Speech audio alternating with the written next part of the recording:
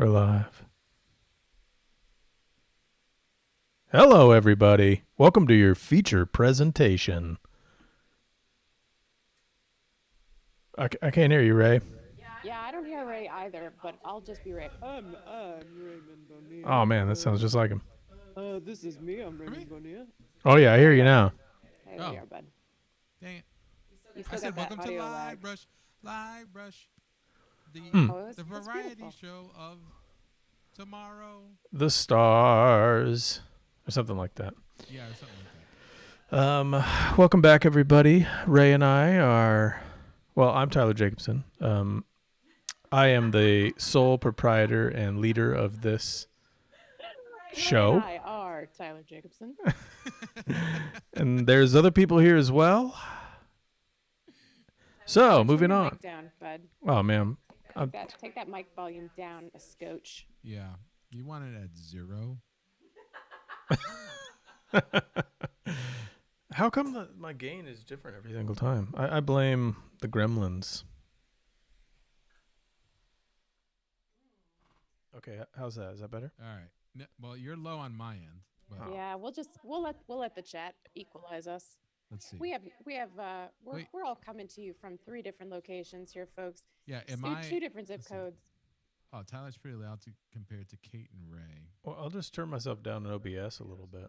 How's There you that? go. How's that, Yeah, everybody? it'd be great if there was even less, actually. Oh, wow. So Hey. just like down to nothing? Hey everybody, we're rocking in the middle of season 2 here. We will figure out how to check our audio levels someday, but that day is not today. So thanks so much to the chat for being so involved in making sure that we have even a semblance of a professional production, since we clearly can't handle it.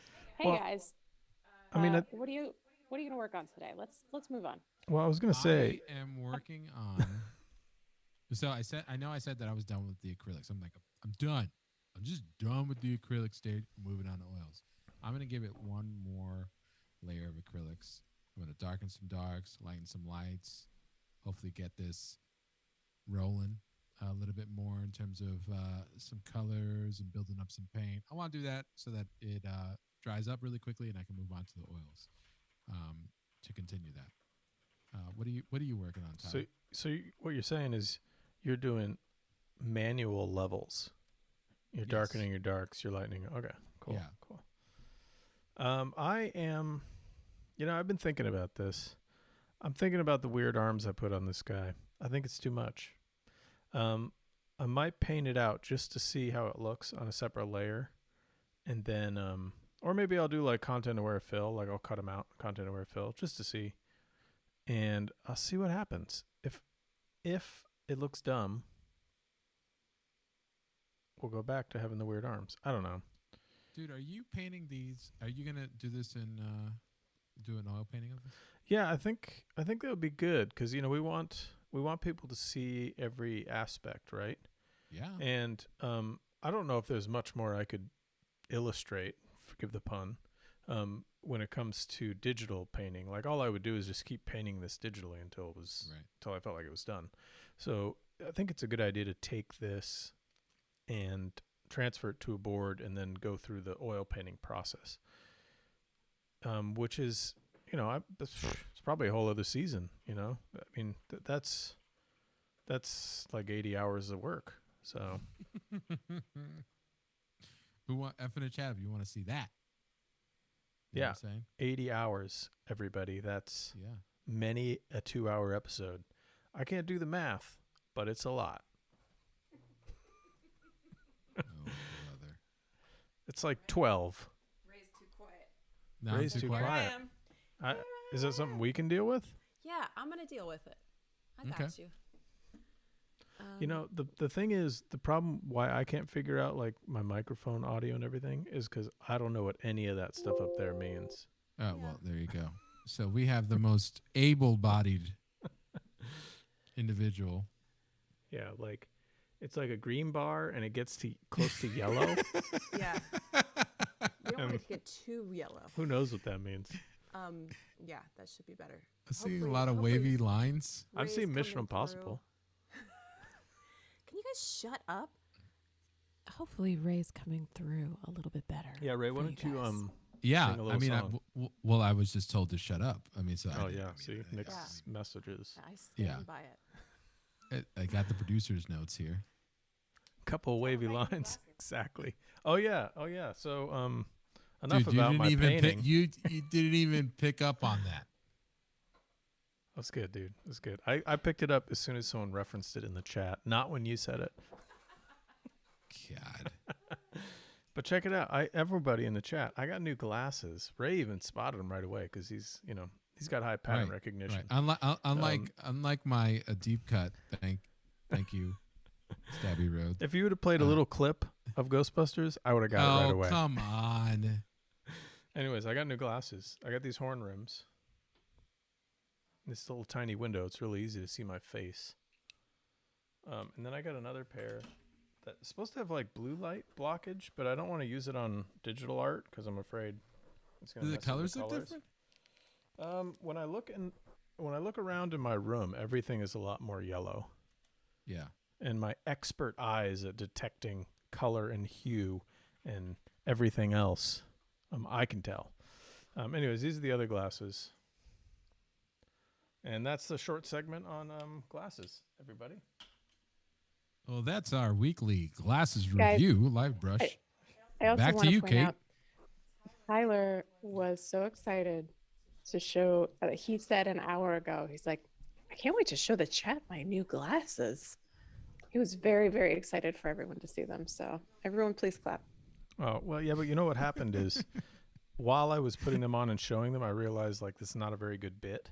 And I should have like workshopped it or something beforehand. Wait, there's nothing funny about not a like you bit. getting Not a even new it's glasses. not excited. funny. It's not interesting. You're excited Somebody for cut- the internet friends to see your new glasses. I relate to this. All Oh, my right. goodness. You know, Tyler's excited and then rushes through this thing. You should have spent a little bit more time. I would have asked you questions. it's too I late. was all That ship prepared. has sailed, man. Ship has sailed. I just want Kate to know that I was prepared to ask follow-up questions and I know you were, dude. One I of know the you were. one of and I the things, appreciate it. Ray, I've got a question that you could ask me for once. Ding dong. Yeah. Who is Tyler's personal stylist? Who helps him pick out? I was going to say, you didn't, what glasses did you want? What were the first glasses you picked out? Because they definitely weren't those. Those were definitely curated. No, that's the thing is I've been wearing these little square, thin-rimmed thingies for a very long time. And I found out through my personal stylist, Katarina Walshe, who's Bulgarian stylist. Bulgarian from Sevilla. Sevilla. That those glasses are not favorable to my face shape. That's true. Yeah, And yeah. so- Your face looks much more like regular sized. Like Thank you. Thank you. You have to do zero post work. Well, I mean, don't So- thank me. Thank Katarina. Hey, ding dong, Tyler. Yeah, How do the new glasses handle subsurface scattering so far? pretty good. I don't have any on these particular ones. I don't have any like weird coatings or any like protect your eyes from blah blah blah or no glare. I mean, they're a little glary, I guess. Yeah. The other ones are supposed to be blue light, and I just don't want to use them while I'm working. I can see that they're blue light just in the regular room, so I assume it's cutting out a lot of blue off of my computer screen. Wait a Why second. do we have flawed eyes? Why don't we have perfect eyes? I've been wearing glasses since I was in the 5th grade. Okay, I got another getting old. follow-up question. I got a Me follow-up too. question. That was I got a- Aaron Rufino, by the way. What's up, Aaron? Hey, Aaron. Great question, Aaron. Here's a follow-up question for me. You're not wearing the blue light filters when you're working. Whoa, you just turned green. Oh. What did? Tyler, you're. Well, it's just in Zoom. It's not on the stream. Well, he's good. We're good. You just got. Oh, you're back. You're back. Oh yeah, I did content aware fill in Photoshop, and I think that just shut down everything that exists. Okay. But it is pretty magical, everybody. Did you see that? Look at that. Boom. Just paints the background for you. Oh God. Wow. So that was the weirdest thing. I think this has been a cursed stream so far. So I think we're on to something. Ghosts. Well, when things start going awry like this, you're tapping me or something. It's more of a defense mechanism that that the spirits are telling you to keep away from. Yeah, the veil is thin here. Exactly. I'm going to press forward with my question. Okay, do it. So what were blue light filtered glasses are usually for to help with eye fatigue, right? From computer screens? This is okay. I don't know the science behind this. Okay. And I'm a little skeptical because I'm always skeptical. I'm a skeptic. I feel like it's the glasses industry being like, oh yeah, there's a lot of blue light in computer screens, but there's also a lot of red light and green light because it's LEDs. And apparently blue light somehow fatigues your eyes from screens. Right. Okay. But why doesn't green light or red light do that? Well, I mean, they didn't have enough. They only had like maybe 2-3 pages for the brochure. Exactly. So they can't get there. But okay, Can you imagine how dystopian it would be if our computers emitted red light at us? They do. They have to though. I mean, not the most.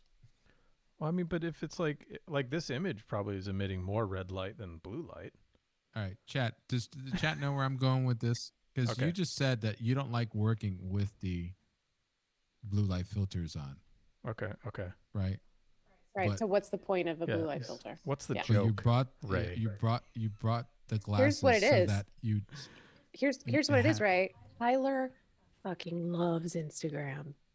He is always gramming. He is scrolling. And so it's to help protect him from scrolling. Got it. Oh yeah. Oh, so I see where you're going with this question, Ray.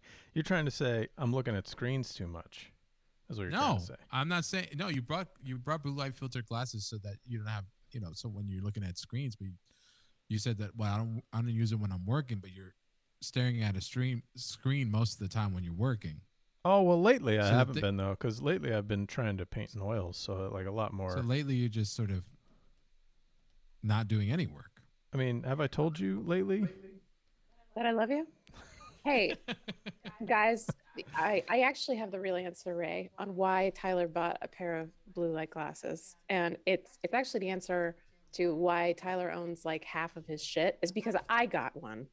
And he saw that it was a cool technological innovation. Not only that, but it came with its own little blue light laser pointer. That was the main reason. Oh, well, that's blue light laser pointer. So you can test it. You said nothing about the laser pointer until this very moment. Yeah. Exactly. Had you led with that, I wouldn't have asked anything. I just would have known that it was a good purchase. It comes with a laser. It comes with it for free.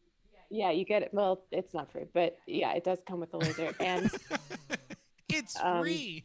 It's totally free for $4. Now, could Tyler have gotten the blue light laser from Amazon for $1 and not have to buy blue light glasses? Yes, absolutely.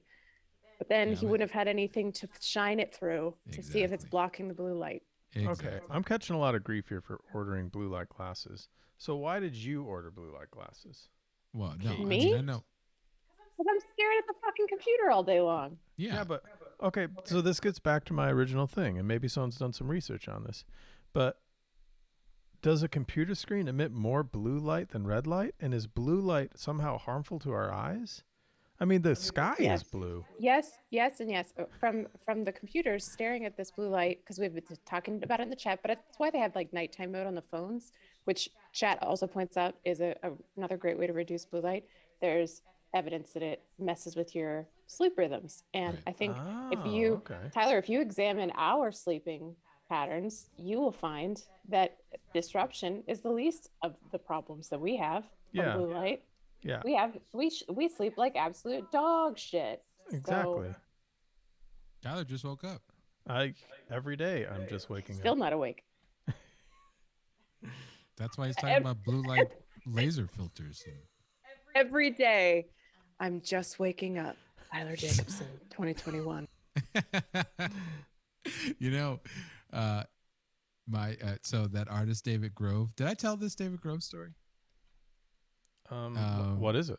The David Grove story about his sleeping patterns? No, you haven't. You haven't No. told us one. So David Grove, historically, I can say this now because, he's not going to, well, even if he was alive, he wouldn't be on Twitch watching the stream. Because he was, podcasts were like, the idea of a podcast blew his mind. So he wasn't necessarily, he was a bit of a Luddite, is what I'm saying. So he apparently would, he had told me one time, he's like, all right, I was getting ready I was trying to work with Swain Hunt and Adrian Johnson and Dwight Clark of Sidebar, right? Which was an art podcast. It was one of the first like big art podcasts that interviewed artists from comic books and illustration and painting. It was incredible. And they're actually back. They're on YouTube. It's called Sidebar Forever, and it's also on Apple Podcasts. So they just came back, and I was thinking about this because did they post all their old interviews and stuff? Yes, they did. Oh, so amazing. They just posted the David Grove interview. Actually, Everyone check it out. And so David had told me, he was like, well, what time are they going to be, calling? Because they were on the East Coast and David was on the West Coast. And so he's like, because Ray, I'm just going to, and I've always been like this. I'm just not worth a damn after 12, before 12:30 in the afternoon. And I was like, before 12:30 in the afternoon. Dude. I was like, well, I guess I can talk to them. I think it's going to be an evening thing. And I was really stressed out about this because he was like, I'm not going to answer the phone before 12:30. Well, it comes to find out that he would go to sleep, okay, at 4:35 in the morning. He would go to sleep. This is a Pablo Picasso like schedule. So apparently, when he would quote unquote hang out with people, he would get he would call people, mutual artists that we know, and he would call them and be like, "Hey, you want to hang out?" And it was like 3:30 in the morning or something like that. And it's like people are they're gonna be coming over in a couple of hours, and we're just gonna watch a movie, 3:30 in the morning. Oh my God. Okay. This is first of all incredible story. Yeah. Number one, because I too am kind of not worth a damn until about 11 or 12, and then number two, my second point, is that this is like exactly Pablo Picasso's work schedule. Apparently, he got up around 11, hung out with people and talked with people. Like got coffees and breakfast and stuff until about 3-ish. And then he would start working until 10 p.m. Then he would stop and have a late dinner. And then he would work again until 3 or 4 in the morning and then go to sleep. That's incredible. I mean, the dude is a lunatic and kind of a terrible human being. But that is an interesting schedule. He had what we would call an ideal work schedule for Tyler. But it works for me. Yeah. Hey man, if you could swing it, right? It's like, yeah. I mean, he's still working. Like, I don't know, Picasso was, and I'm sure David Grove was too. I imagine they were both that's like, he's what is that? That's like 14-hour day, Yeah. You're still working a ton. You're just not working. Oh my God, yeah. New York, Wall Street time frame. Right. And he hangs out at, he starts his parties at like midnight, Well, yeah, and we know where David Grove lived. He lived right down the street from like Joe DiMaggio's and Washington Square and everything in San Francisco. There's plenty to do right around there. So there you go. There you go, folks. So what we're trying to tell you is, damn the man. So Tyler, don't adhere to their clocks. And it's been recorded forever. Tyler in this episode, Tyler compares himself to David Grove. I mean, we could all compare ourselves to David Grove. It's just what's the comparison? What is our conclusion after we make the comparison? All right, I hate to say it here, folks, but on my piece, I like it more without the weird arms. So did you take out the arms? They're gone. Yeah, I mean, come Wow. on, look at it. Look at this. Yeah, I can see They're it on the just stream right weird. now. I got in your head. I got in You your head did. You last got in week. my head, and you were right. This is. I'm just. I don't want to argue about it, So I'm just gonna take them out. Hey, ding dong.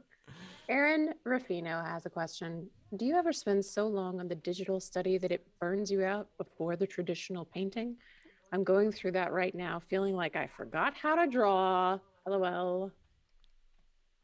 What do you think, Ray? Oh my God. Yes. Yeah, I was gonna say the same. A 100% yes. 100%. And it is a challenge, and it's. I don't know if you have solutions for this, Ray, but my solution is I work on it a lot digitally to make sure everything's solved, and then I leave it alone for a day or so. So that I can get fresh eyes on it before I go into the painting.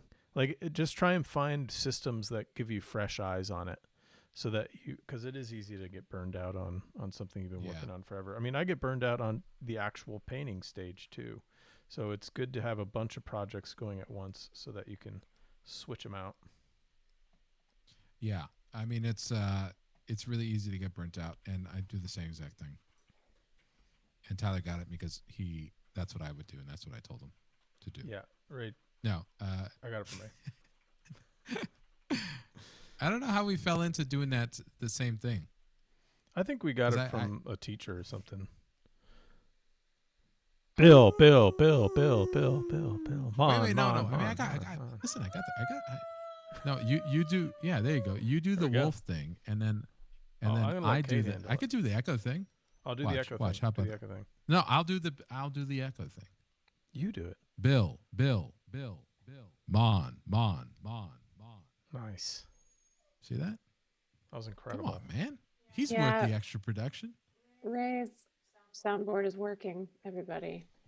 I've been pressing all kinds of sound effects. I don't know if you're hearing my gong or my joke drums, but my voice mod's totally busted. So that's why we're doing analog sound effects, except Ray.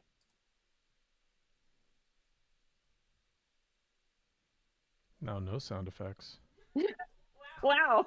I really killed the conversation right off. I just wanted to see how quiet we could last, and I couldn't. I would have failed the interrogation. If that was an interrogation and the cop was trying to be all quiet and wait for me to speak, I'd have failed. Yeah, I've often thought I'd make a terrible interrogator because long silences make me so uncomfortable. Sapphire Harp in the chat agrees with removing the long arms. I thought a strength of the painting is how the figure initially read as familiar. Then you notice subtler wrongness. Yeah, good call. Yeah, that's kind of what I think I was initially going on to begin with, and I lost it when I started getting weird. But the beauty of, I'm working digital here, I can just erase that shit. Pardon my French. What do you think, Ray? Being real quiet over there. Oh, I can't hear you. That's why. Oh, yeah, that explains it. I was like, wow, this is a rare moment of total silence from Ray Bonilla. We're professionals. Still can't hear him, but I'm gonna just talk whenever he moves his mouth. I'm not sure what happened. I've taken a vow of silence, and I've decided to become just a really quiet painter. All right, I'm on the Zoom. Can you hear me there? Yeah, I can hear you there. And you're not metallic or anything. Okay, but you can't hear me there? I can hear you. You can't hear me? I can. You can, yes. Yes. I don't know what happened. Can. Yeah, I don't know what happened either. Hopefully the chat can also. Yeah, chat. Can you guys hear Ray? Yeah, who's on first? Right. CMOS. Who's on first? Yes, affirmative hearing. Okay. Can you hear my dog whining? Because I can. No. No, I can't hear her at all. Oh, I hear a little squeak every once in a while. We could just hear you whining. She doesn't like when we do the stream stuff. We only hear you whining, Tyler. Oh, okay.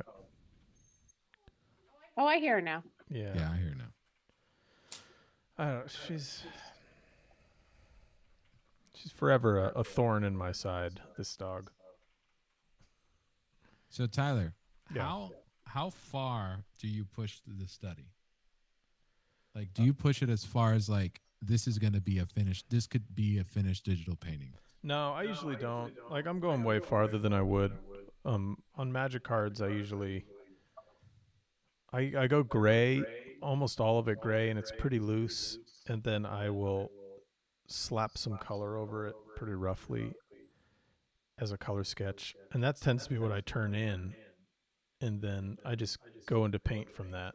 I just don't have as much time to sort of relax and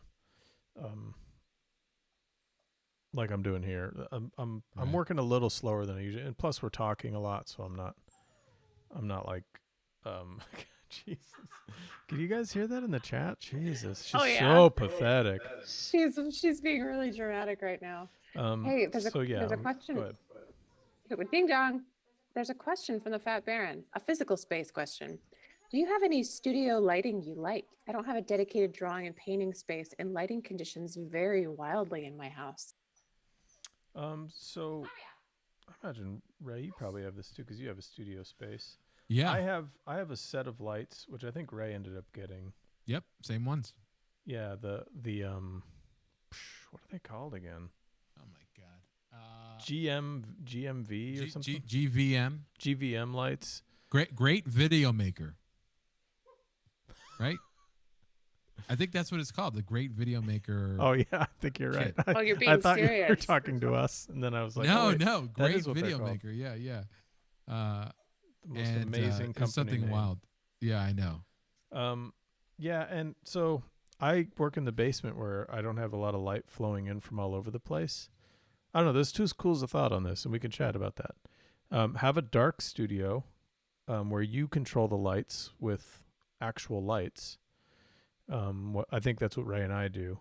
Yeah. Or for a more natural, like traditional way of working, it is the rule is a north light window. And the reason of having a north light window, and this is a window that is on the north side of your house, as best north as you can make it, and a big window. And the reason for this is, and correct me if I'm wrong here, Ray, it's because of the latitude that we're at in America. And in, I mean, if you're in Australia listening to this, you probably want a south light window, but I'm not sure if that's the case. Anyways, up here in North America, you want a north light window because you never get direct sunlight in the northern hemisphere from the north because of the way the earth is pitched at an angle. So what it does is it gives you the most diffused light throughout the day. So you get the most consistent, diffused, cool light throughout the day coming through the north light window. So that's your other option, essentially, if you don't have artificial lights. And if you have artificial lights, then I've come across a couple of ideas on this for artificial lights. Direct sunlight is 5,600 degrees Kelvin. So 5,600 K is the temperature. But I don't have mine at that because when are you ever going to be painting in direct sunlight shining onto your painting? You don't want to do that.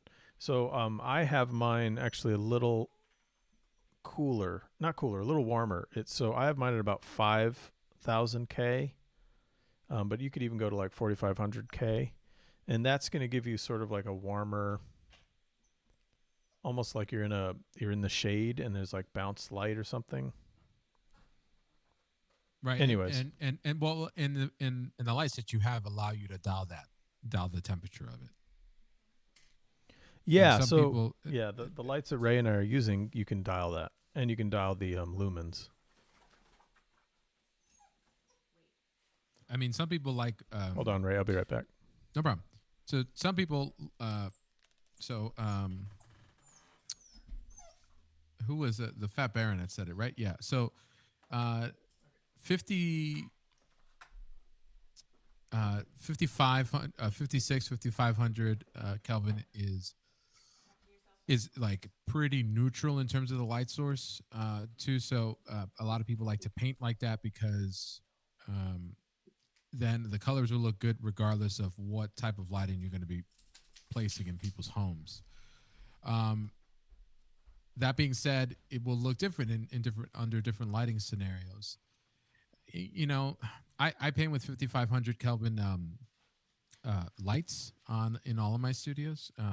So I have like a digital studio, and then where my computer is, and then like a traditional studio where like my oil painting easel is, and everything like that. Actually, the first episodes that we ever streamed were from that upstairs studio, and that has a 5500 Kelvin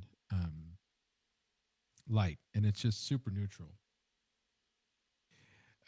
So there are a lot of painters like David Casson, K.A., and Shauna Levinson.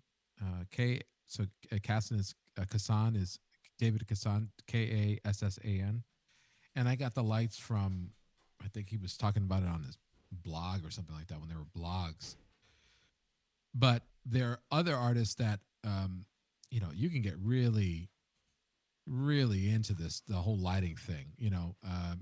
I know our teacher Bill Mon was had recommended that we get the same lighting that that he has the same lighting as his gallery does, so that they look exact. He knows exactly how it's going to look, how it, in his studio exactly.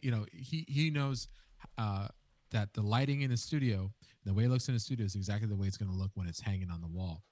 And that's a difference too, because I know like when I put my stuff in in galleries and I go see them, they look completely different. And they usually look better because the warmer colors are enhanced or something like that, and like it looks nice, but it's not too much of a difference. So you're always going to get difference in everything, and it's hard to control. So you want it as, I find it that you want it as, I like it as neutral as possible. Tyler paints it a little bit warmer, but that also simulates people's homes and their the lighting that they're going to have. All right, let's. Oh boy, sorry about that. You're doing great, Ray. At At any point I was willing to get in there and have a conversation with you. Yeah, I was not necessary to that process. Yeah, but thanks, Aaron. Aaron's rocking on the links here. We have so Jacob's sweet. What's up, Jacob? Ray, you paint. I read. I have one job on this ship, and it's stupid, but I'm going to do it. Wait, no, wait. I thought you were. I thought you were tending to. Did you get that reference, Ray? Other roommates. Did you get that reference? Jacob is sweet asks. No, of course he didn't. Wait, you paint. Was that a Crow reference? Oh no! Oh my God, Tyler, I almost called you at like midnight because you watched my time. So no, not yet, but I will. Okay, but I was watching an interview with Greg Hildebrandt. Oh yeah, and after he had him and his brother had kind of went their own ways for a little bit, and he started just doing. They both started their own like little solo careers for a little bit. His first, guess what Greg Hildebrandt's first gig was? Like painting backgrounds or something for Krull? He did the concept art. Oh shit. For Krull. And he did a bunch of concepts, environment concepts and everything, and he worked with the set designers, and he did hundreds of pieces of artwork for them. Holy and shit. Only like one thing apparently got into the movie, and it was the boomerang thing. Yeah, the device. The device. One might think that it was Krull, but it isn't. Anyways, yeah. Let's go to the question. Listen, spoiler alert, please. Okay, Ding dong. Watch it. Jacob is sweet. Have you both ever decided to use lower resolution reference in order to make your work less tight or resolved? I watched a video on Jeremy Mann, and he uses crappy Polaroids he takes as his reference rather than standard photography to stop him from going too tight. Oh, interesting. That's a great. Listen to Jeremy. He don't know what he's talking about. What does Jeremy know? I mean, it's funny because in art school, Jeremy would have he'd have like a still life in his studio with like a dead fish and like a crab, and it would stink really bad. Yeah. Or like a dead bird. So it's interesting where his like journey has gone to, and I like this idea. I think that's a really cool thing to try. And you could like Jacob just said, you could just make the image really low resolution in Photoshop, I guess.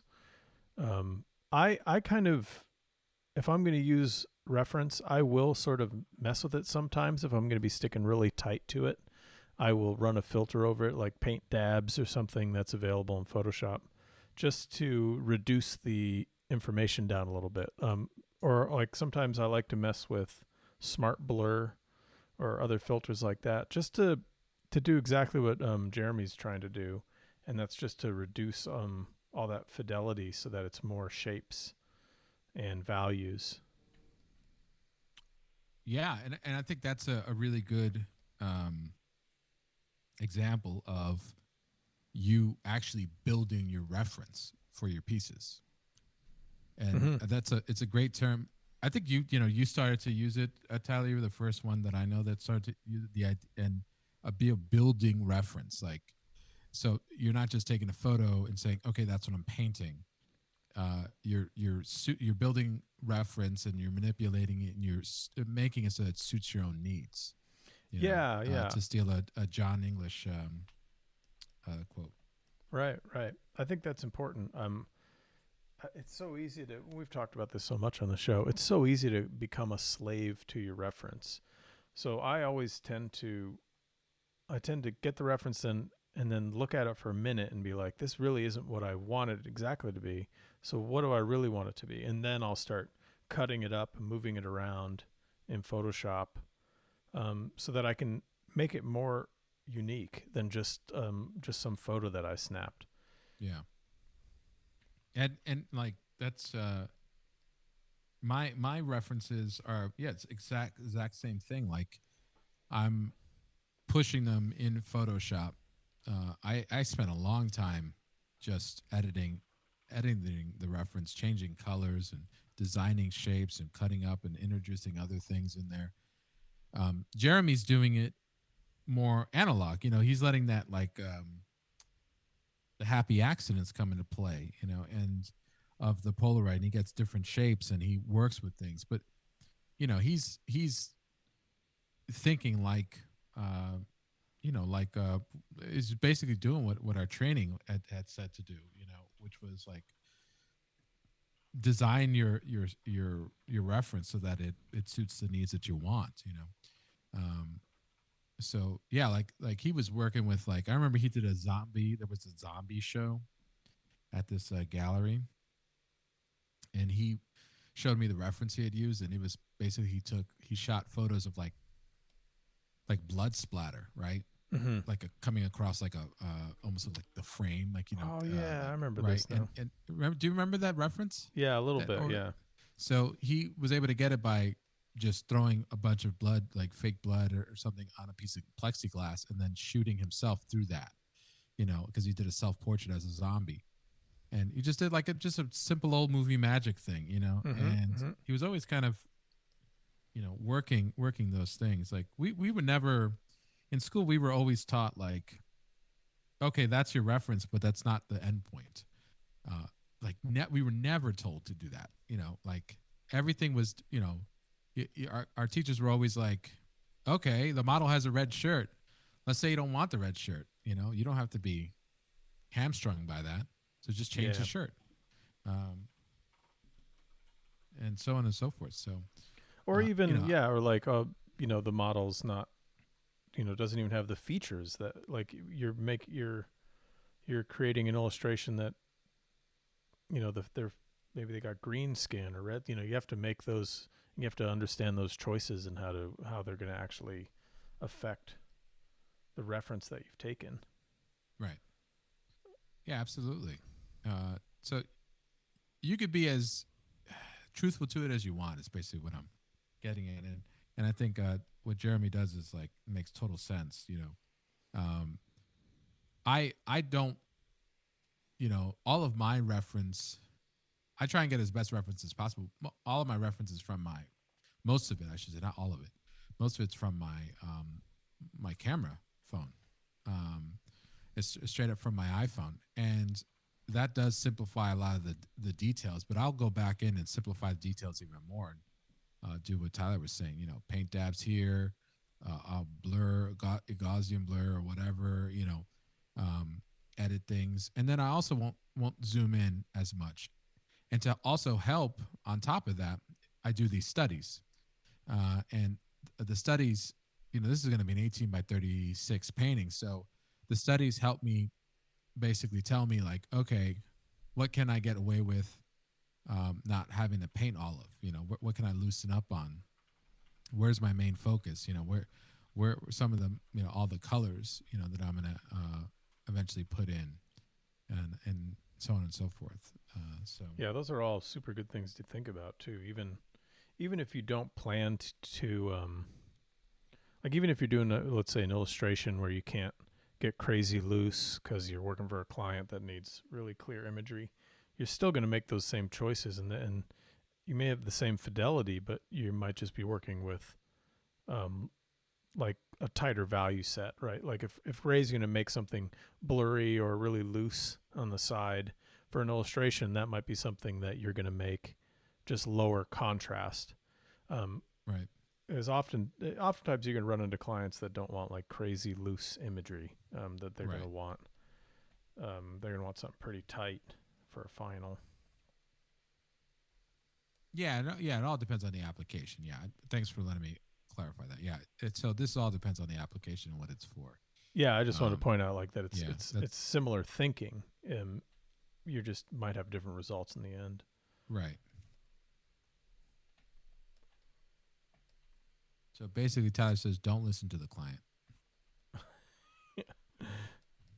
No, I mean, I've run into it so much where it's like I've tried to be loose and energetic, and then the client's like, no, I don't know what you're doing here, but it needs to be like really tight. And it's just, I just have to reroute my thinking in those scenarios. Dude, can you imagine what it was like for the illustrators that would do that stuff in oils? Yeah, I don't even know what you would do. And you like were flinging paint around and were like, this is what I want, man. And then totally, like just the client calls you up and you're like, what the hell is this? Yeah, we have the physical painting. It's very weird. Yeah. No, how do I fix it? In Craig Nelson's class, this illustrator, he's a painter now, does mostly gallery painting now. And he had told us like that was what happened to him. Like he moved to New York and he was working on like some book covers or something, or some illustrations. And he would go to the Met because he was from California, and he would go to the Met. He started going to the Met every week, and then somebody said, check out John Singer Sargent. So he was checking them out and was actually able to see the Sargents.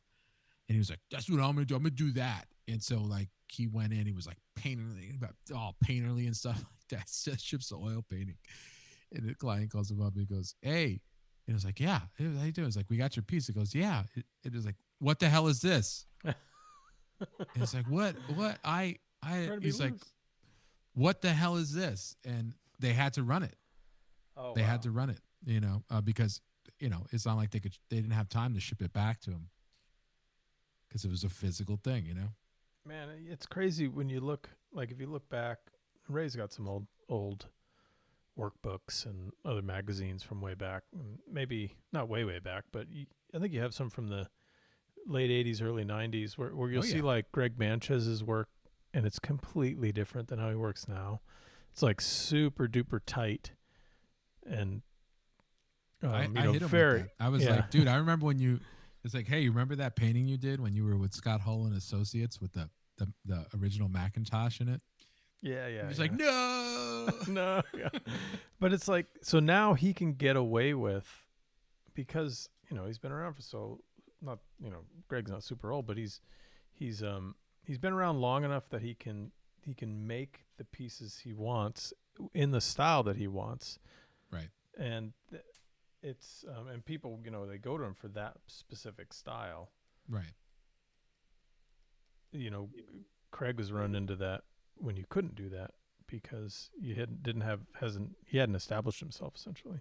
And he was like switching styles too, because he was doing like a billion things and was doing photorealistic stuff. Can you imagine being like, as the story goes, is he called his clients and was like, "Nah, I'm doing painterly stuff, oil paints. You know, if you don't want it, don't call me for anything else but that." Like, what?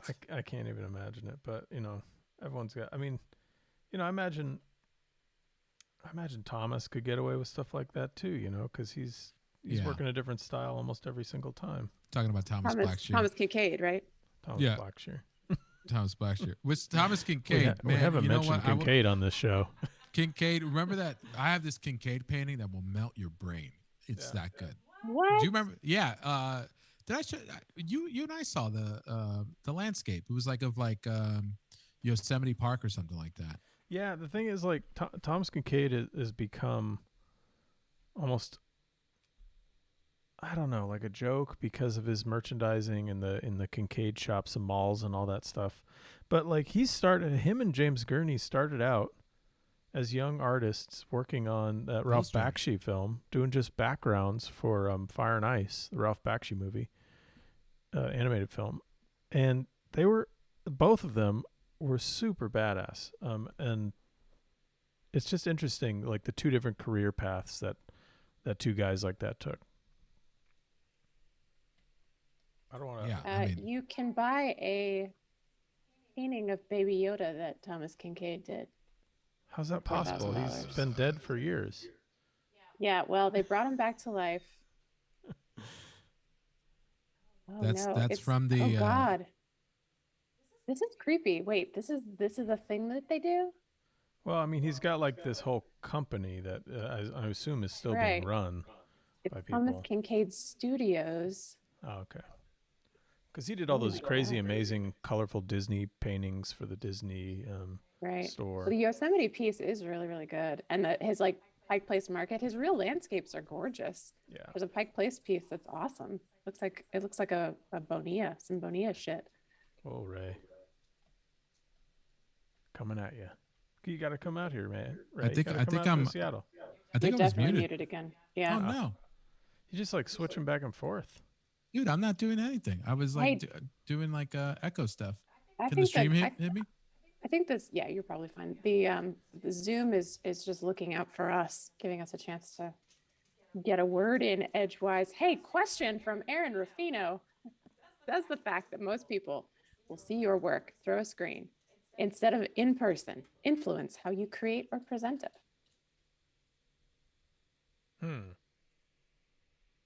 You know, I would say it doesn't, and I probably should. It probably should be something I think about more, like when it comes to colors that will survive, and you know, in a digital space versus a print space. Most of the time, I'm thinking about how the colors are going to survive in a print space, which is vastly different from how they'll live in a digital space. So, what do you think, Ray? You're muted, bud. Oh, but no. While you're muted, I just wanted to say, Sam White is in the chat. Hey, Sam. Incredible Magic Gathering artist. Hey, Sam.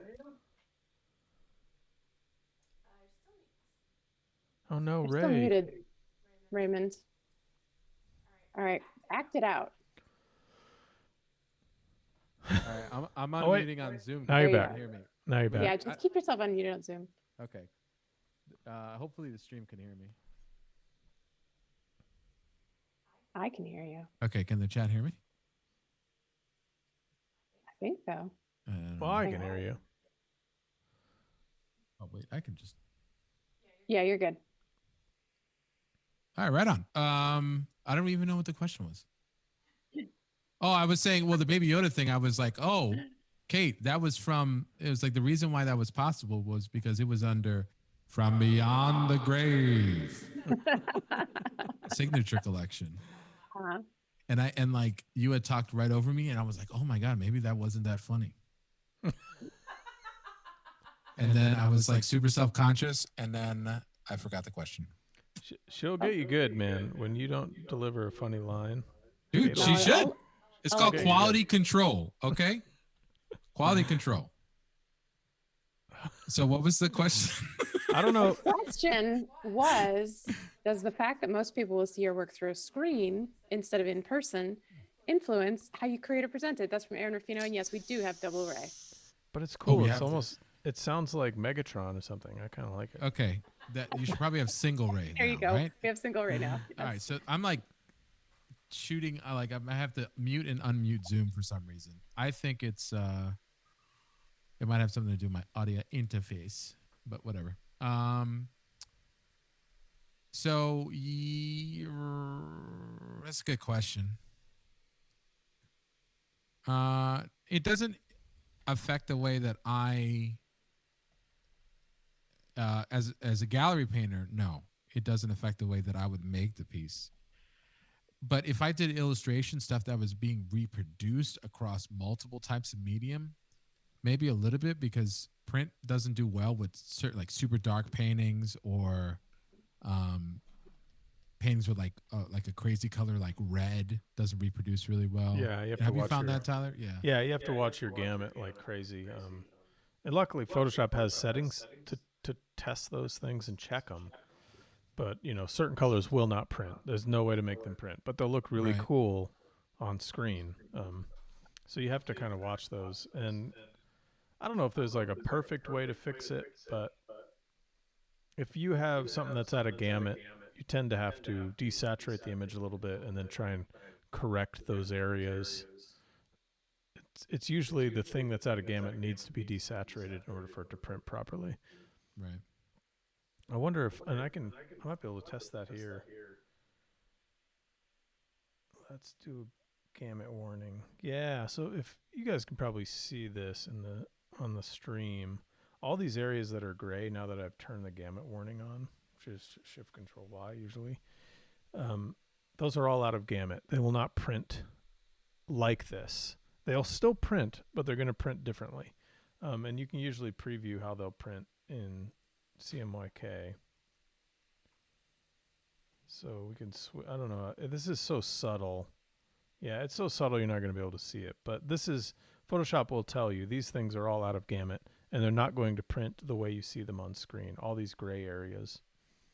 And so usually I turn, if this is something I'm really worried about, like on a magic card that has like tends to have crazy magic colors, and you want to make sure that they're not going to be completely destroyed, even though they're going to go through imaging at Wizards of the Coast anyways. So it's not a huge deal, but it makes less work on their end, and they tend to send out PDFs that show the artists how to go through this process.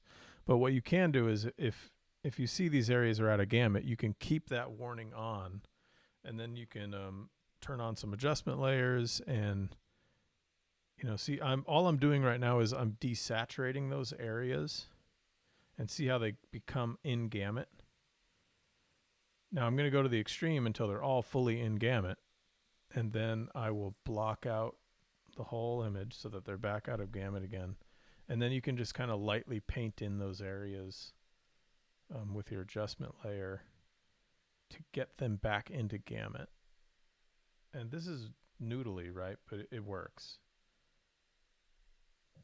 Can you adjust gamut view layer by layer?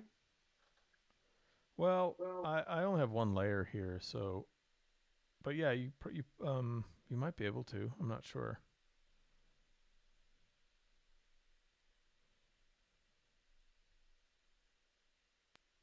I mean, technically, if you have the warning on, no matter what layer you have selected, it's going to be showing it that way. So you're essentially already in layer by layer.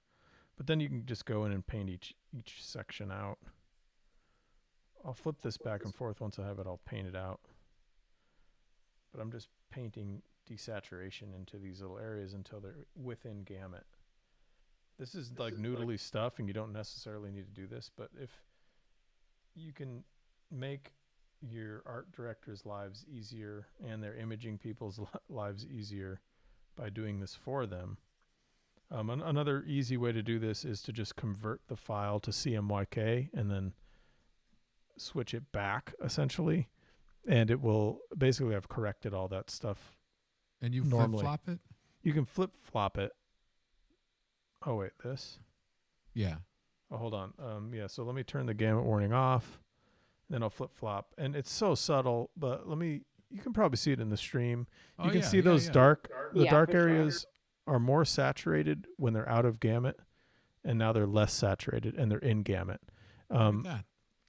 And it's a slight value shift, so you can keep tweaking it and tweak the values until it's back to normal.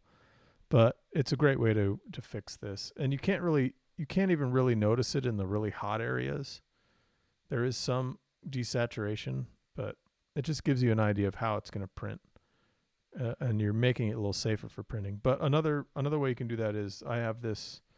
This is currently in RGB, so I could convert the whole file. I could flatten it and convert the whole file to CMYK, and then it's going to look crazy.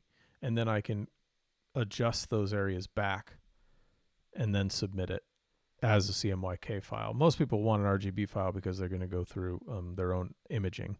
So this is all weird, nitpicky stuff, but it's things to think about. If you ever get feedback, if you're an illustrator in the chat here, if you ever get feedback from a client saying like, oh, this is out of gamut, or just so you understand that, if you go up to view in Photoshop, you can turn on the gamut warning and you can turn on the proof color, which is usually set to CMYK as default. So you can check those things by turning those on and off and then make adjustments accordingly. But yeah, I just wanted to bring that up in case people run into that with their clients. Well, no, and it answers Aaron's question, right? Yeah. Which is, Aaron, you see all that stuff that Tyler just said? Yeah. I don't worry about any of that stuff. And that's the difference between gallery painting and illustration. Though I should worry about it, because if I want to, I will worry about it if I've got to have my stuff reproduced in a book and print, and that's super important. Yeah, and it just goes to show you that like we work. I mean, you and I work really hard to make sure that our paintings the images of our work is as close as possible to what we're seeing in front of our eyes. Yeah, and if that's something that really, really matters to you, because some people don't really care, they just kind of send it out and however it's reproduced, whatever. But if it's really important to you that wherever your image exists, that you want it to look its best, you have to think about those things. If you're going for print, whatever you see on screen is going to print darker no matter what, unless you have like a perfectly calibrated monitor, which is really hard to find. Ink, just the nature of ink, prints darker, so you adjust for that. I remember my first few illustration pieces for D&D, when I got the physical object, all my pieces were crazy dark, and I was like, what the hell?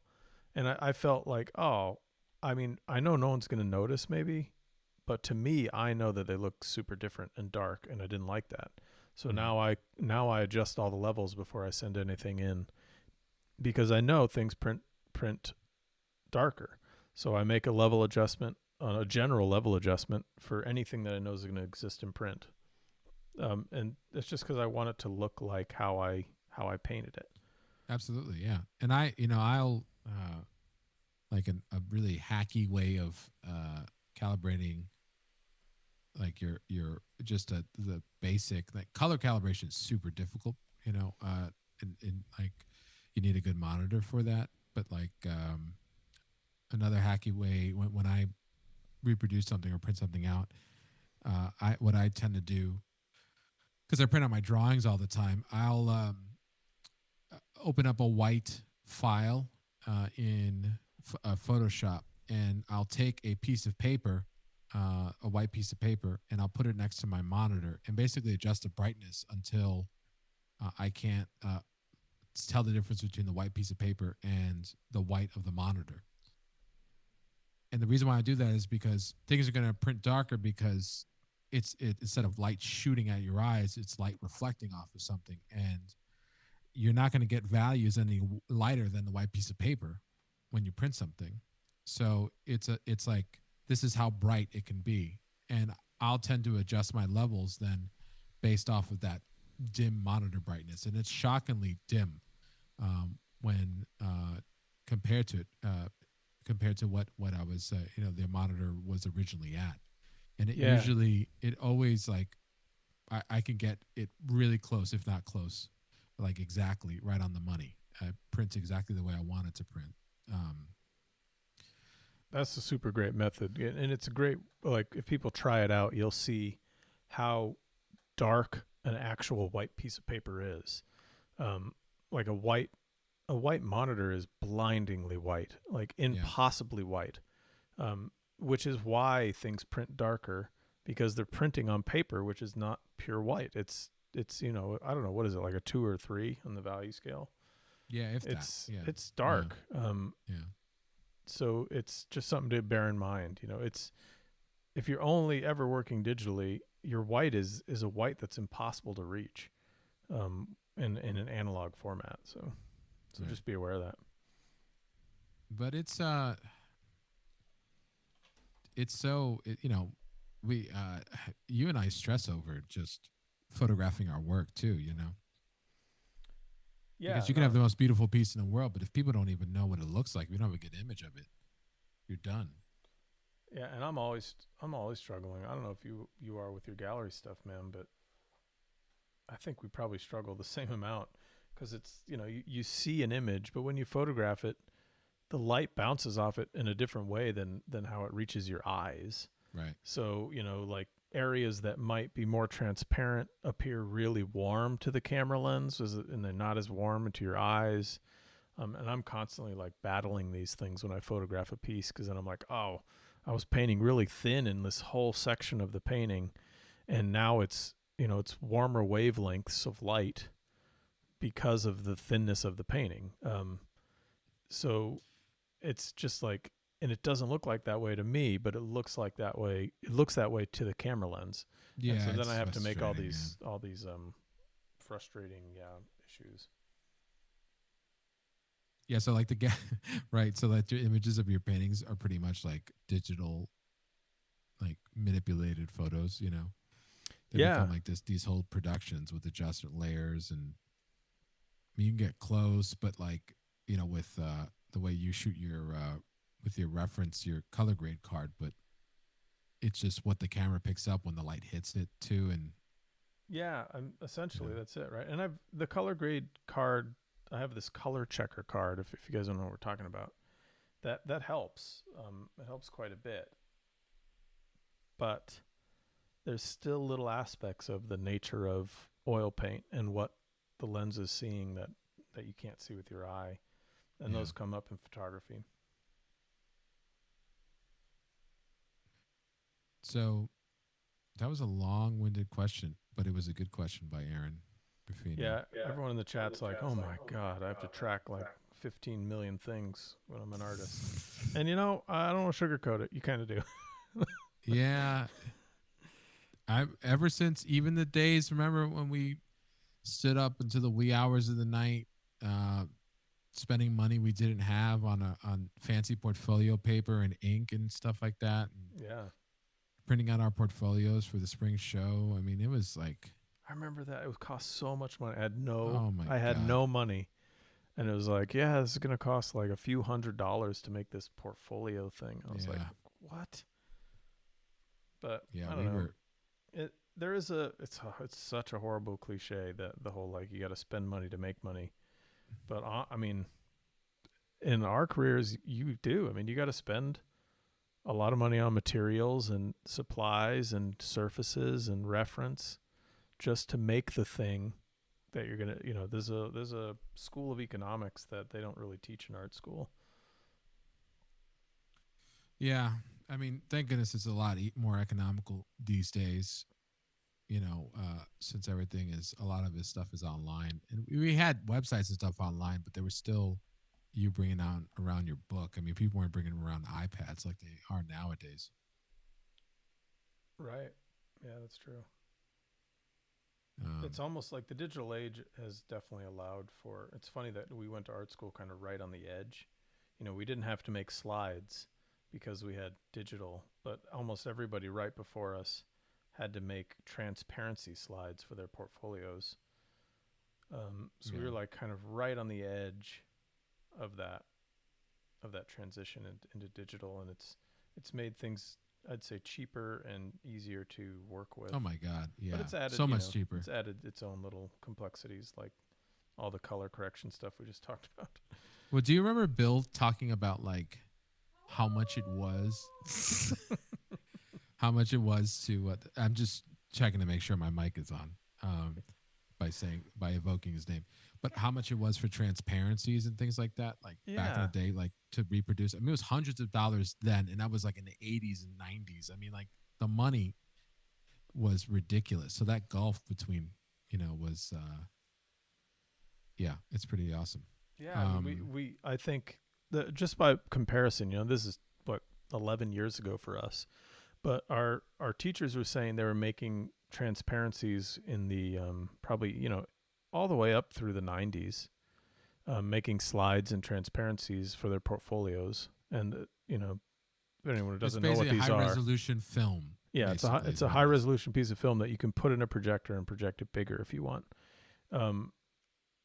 They were making those for, they would make they were like 5x7s or 5x8s for like $100 a slide in the 80s and 90s, even 70s. $100 for this thing, and you need your whole portfolio. So you need multiple copies. So this is thousands of dollars, and then you jump to 2009 when we're getting out of school and we're making a portfolio, and we go down to a photographer on like right in front of the Stockton Tunnel, and we get a slide of each one of our pieces, a digital slide, for what was he charging? $10? Yeah, something like that. $10 to $20, like a pop, and it was like And Don was a legend, Don Almack, So it's a big different landscape, huge difference, and that we could reproduce indefinitely. Yeah, and he gave us 5 slides, I think, of different f-stop exposures, so that we had a variety of different brightnesses for $10. And we had to go in there and we did we probably both spent maybe $100 each. Yeah. On a little more maybe that. So we got most of our current portfolio that our finished pieces from school, we could shoot really quick with him. And I don't know, we're just like we came out of a more fortunate experience than having to make $10 $100 slides. That would have probably been, you probably needed 3 or 4 each, because you're sending those around and you're never going to see them again. So true. Yeah, it's super true. Yeah, I mean, I think that's, we all have like it's like democratized in many ways. Like people can get out their work a lot faster, and you're on even, it levels, the playing field is level, right? And then at the same time, it allows for more people to come in, but at the same time, that means that there's just more people, more artists. It's none of it's easy. You still have to stand out. You still have to do all these things, but you still have to get your work out there. I think just the buy-in is not as expensive. Yeah, that's true. And like you said earlier, that means there's a lot more people doing this thing. So the more I wouldn't say it's easier, right? But it is, there's definitely a little more convenience in the process than they had, say, back in the 70s and 80s, when they had to FedEx their paintings to their clients and all that. And then before that, before 70s and before FedEx too, Right, when Rockwell was like shipping his painting on a train to New York City. So John English, who's head of Visual Arts Passage, incredible artist, and Chris Payne, another legendary artist, C.F. Payne, they were talking about how they shipped their work back in the day before FedEx, and apparently like Delta, like all the airlines had this fast ship service. Wow. One of them, I think Delta was called Delta Dash.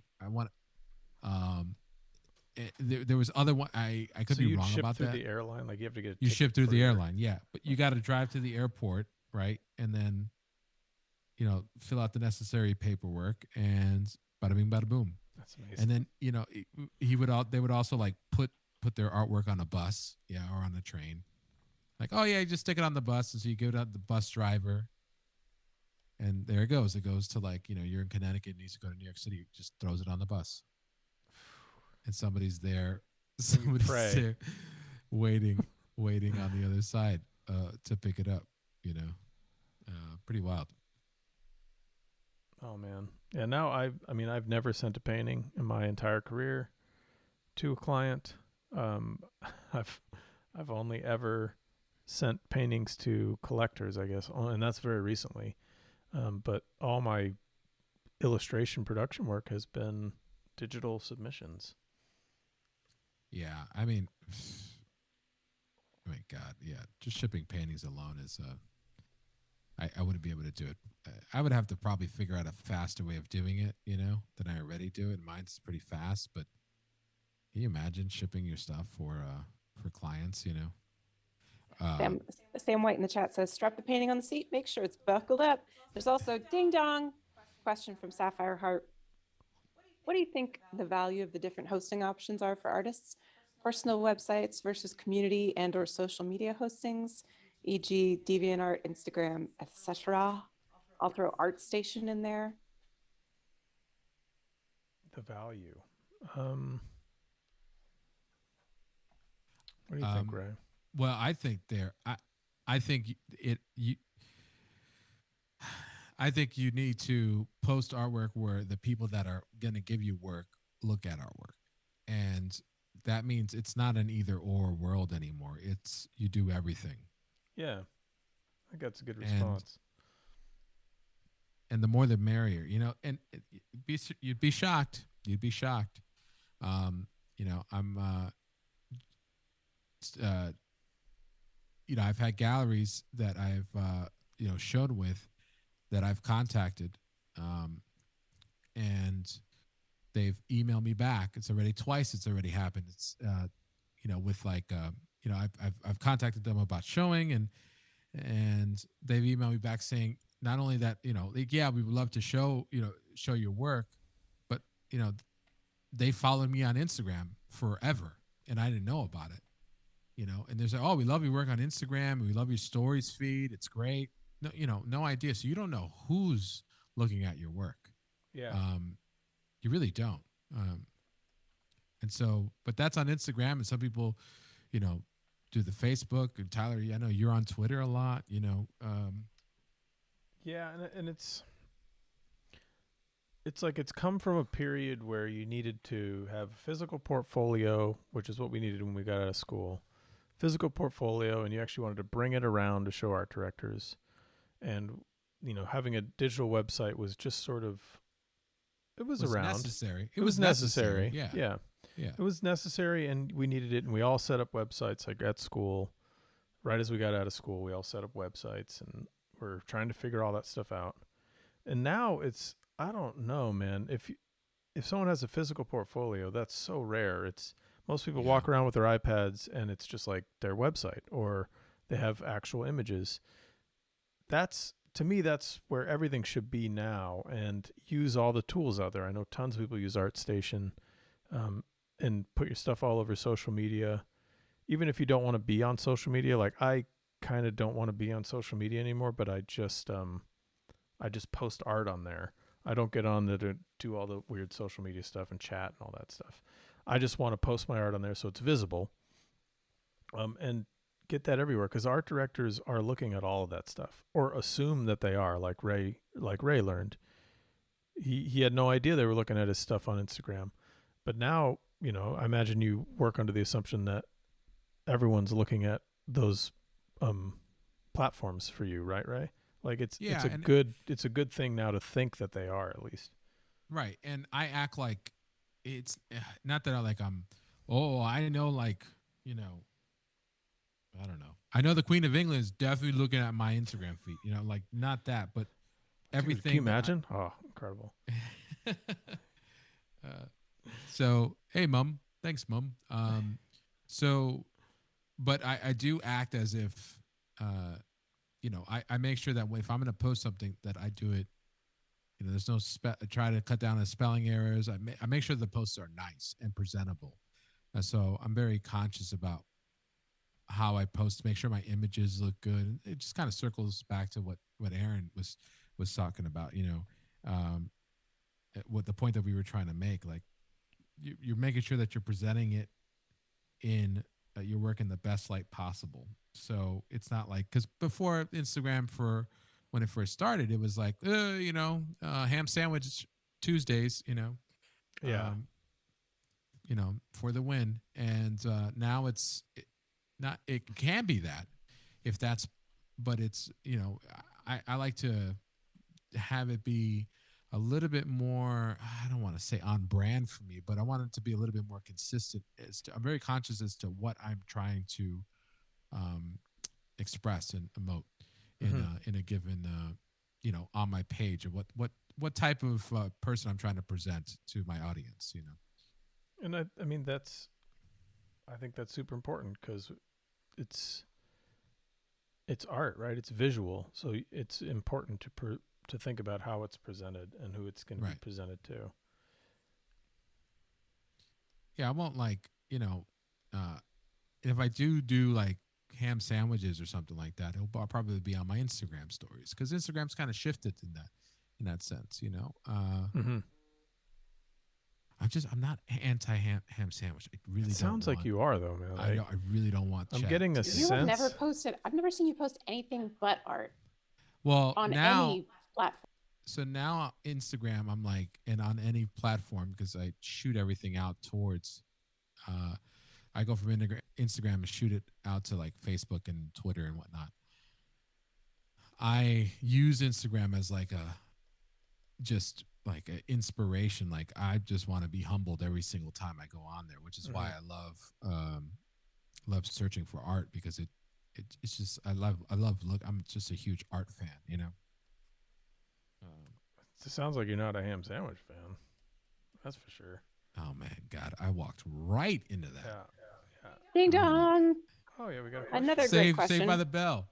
For Aaron Ruffino. Save this time, Zach. For Aaron Ruffino. Do you think, with social media allowing artists to directly connect to their audience, people are buying more of the artist rather than just the art?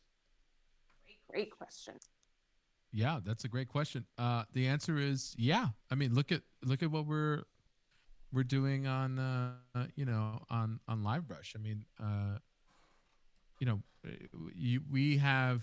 It's nobody's here to see these paintings. I'll tell you that much. It's not. Right, no one's. It's not for the paintings that they show up. No, but I think you're right. It's the nature of the medium, right? That it's more personal. Look at what we're doing, Tyler. Look at what we're doing. Look at how we're changing everything. Who would have thought? Who would have thought? Hey, look at us. Look at us. Look at us. Who would have thought? But there's an assumption of the viewer on social media that it is personal. So I think that is an aspect. People come to see the artist, not necessarily the artist's work. And they are probably coming to see the artist's work, but that also means, they have the assumption that this is social media. So, okay, I'm actually getting a more personal view on this artist's work, where the artist might not even be thinking that. Like, they might be thinking this is 100% professional presentation of my work, but people just assume that it's personal. Yeah. Like artists, I mean, back in the day, you would never, it just, I think in our generation, when we got out of school, people were starting to put like works in progress. Yeah. Like, I mean, you remember there were people in school that were like, would shut their curtains, and lock them if they had paintings like that weren't finished. Yeah, I know. Which is so, I mean, it's so weird to me. I stand like, I get both sides. I'm not a big fan of like people posting their practice on social media, only because like you don't show art directors your practice. Like, that's my personal take on it. Like, because I view Twitter and Instagram and stuff as like me showing my portfolio in a lot of ways.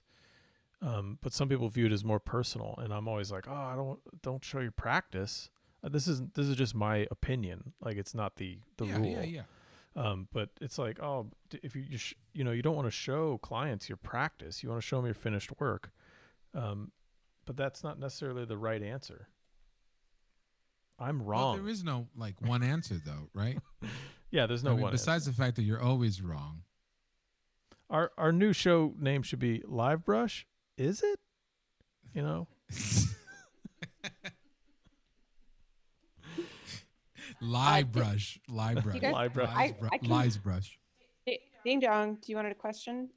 Or are you, Yeah. you guys want to keep talking about that? No. Let's get a question. Ding dong! Nick Kaluka 96 says, I was wondering, Nick.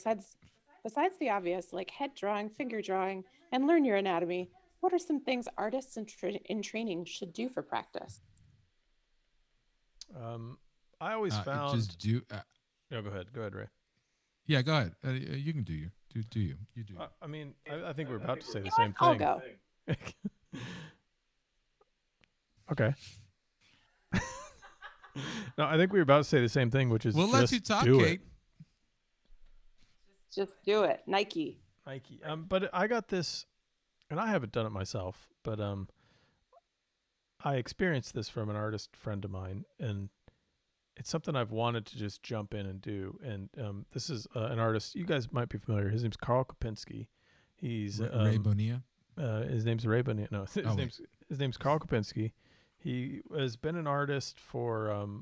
I first saw his work for Games Workshop for Warhammer 40K stuff and Warhammer Fantasy back in the, this must have been like the early 2000s when he was actually working at Games Workshop in Nottingham.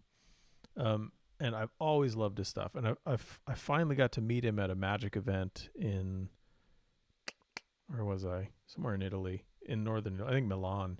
And how cool is that, man? It was amazing to meet him. Those pictures. And I I definitely embarrassed him because I told him like I'd kind of grown up on his art, and he's like, "You might may feel old." And you know, when you see Carl in person, he looks like he's 20. You know, he doesn't look very old. Anyways, he was embarrassed by that or whatever. But what he was doing, I kept finding him every morning before the Magic event for the GP. He was sitting in the lobby just drawing in pencil, and I was like, "Oh, cool, you just drawing?" And he's like, "Well, I used to never do this. This is something I'm trying to do now, is to draw every single day and to start like the day out with a drawing, and then try and do like 3 or 4 drawings a day in pencil, because he was trying to build up his like drawing from his imagination muscle." He was like, he said at the time, like he felt like he was relying too much on reference, and he wanted to be able to draw a lot more from imagination and store that stuff in his head, kind of like what Kim Jong-gi does. And you know, lo and behold, many years later, Carl and Kim Jong-gi are like really good friends and do live drawings and stuff all the time. But that was a note I took from him at the time, was like, okay, it is 100% practice. Like the only way to get better at drawing is to draw more. The only way to get better at painting is to paint more. So, you know, like to address the question, like, sure, learn all the anatomy, learn all of the fundamentals and all of the techniques. But the key is to not just learn them and do them once. You got to do them over and over and over and over and over again. And the more you do it, the better you get. Like the example is Kim Jong-gi. Like he's the example of, he drew so much that he can draw anything on the spot. And it's like, it's magical to watch.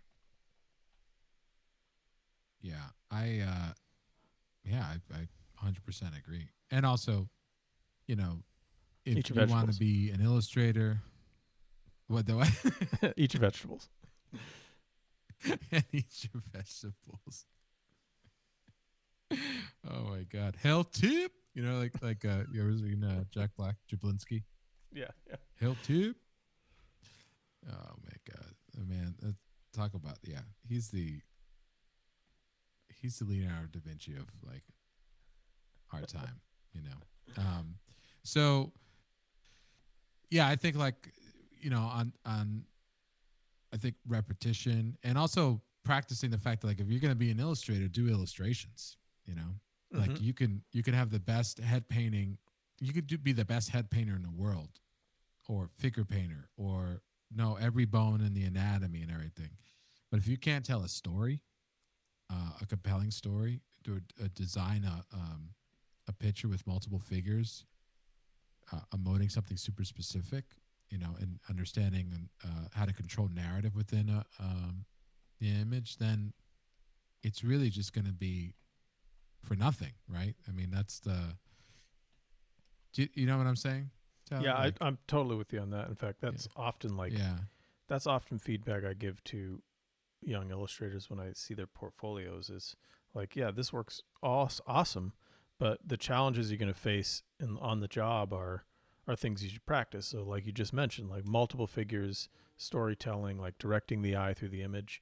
Those are all muscles that you have to flex as well. Multiple figures in an illustration that actually makes sense. That's a challenge. So understanding those principles and practicing them a lot is really important. Huge challenge. I mean, like Tyler and I got our asses kicked the first time we stepped in a class and we were asked to do that. Like, yeah, it was brutal. I mean, just utterly ripped apart, and we're like, "What the hell?" I remember I can remember draw the one I ahead. did. Do you remember your first? I remember Yeah, my first one was. Yeah, you remember I effed up the painting. I thought I was going to do this oil painting like my heroes, and it was a pulp thing, and then I like jettisoned it last minute and redid it. Yeah, I remember that. Yeah. And then I threw it out and you hung it up in the studio with a sign saying another Ray Bonilla masterpiece. Another one. I probably still own that somewhere. I think I gave it to you. Yeah, I think I got it in my studio. Abandoned it. I think I threw it away. No, yeah. Mine was that like Julius Caesar thing that was just a complete. I learned a lot, but it was a complete nightmare and a huge failure. Yeah, it wasn't. Mine was a train wreck. But that was like you got to go through those growing pains. Oh my God, my first illustration work, oof, horrendous. It's rough. Mine too. It's terrible. I did stuff for Fantasy Flight Games, and it was. I'm sure people can find it, but I never want to see it again. Yeah, people can find mines. I know that. So, yeah, I think that's the. I mean, gallery painting was the same way with me. Like, I had done illustration work, and then when I wanted to do more personal stuff, it was like, whoa, how do I? That's a whole nother muscle, that you got to kind of get into. So you just got to be doing everything all the time, always. It's never ending, man. I wish it was like, okay, I've solved that, but it's also a lot of fun too. I mean, I really do enjoy practicing and doing all these things. Well, I think that's the important takeaway is once you get out of the mindset when you're like when you're a young artist trying to learn, once you get out of the mindset that there's no like simple tricks that make everything super easy and you're just, oh, cool, I just have to do that and it's done. There's no like quick shortcuts. Once you get out of that mindset and you're into like, oh, okay, this is actually a matter of like practice and putting the time and hours into it, then you start to like, I guess, embrace and enjoy that aspect of it instead of always looking for a quick, easy fix. But it is a matter of sort of like, you really got to get out of that mindset that there's some easy, quick way to do something. And there are techniques and shortcuts that make doing certain things easier. But the second you find like a really easy way to establish maybe a form or whatever, now you've got that down, but now there's all these other ones you have to, there's all these targets that keep coming up that you have to shoot down. Right. And, I think Jeff Watts had said something to the extent like, he's like, when you see a good artist, like, it's like, or good artists, when you meet them, they're like, that didn't happen on accident. Like, it wasn't an accident. They're not good by accident. They had to go through, everyone had to go through this just drudgery of growing pains, Yeah. And I mean, you have to have it, right? Like, yeah. And you know what? Without that, you don't get to the end. No, you don't. And we've seen people, I know there were people we went to school with that were animals. Like, they were so good and they're not practicing art anymore. Yeah. And it's just shocking. And we were told that was going to happen. And I was like, well, I know that, so this person right here, that's not going to happen to this person. And lo and behold, they, a year, 2, 3, 4 out of art school, they're not practicing art, and it's, you gotta be in it for the long haul, Yeah, and you have to. I guess when we were told those tales, it was about, I guess, managing our expectations, right? Like we had some of our teachers. I remember one of our teachers. It was probably Bill. Sound effect. He was talking about, like, there was an artist that was one of his students, and they were amazing, like top of the class, always incredible. And then he met them years later, and they were like, "Yeah, I just got out of illustration. I hated the pace. I hated the constant, the constant art direction, the constant changing what I wanted the image to be.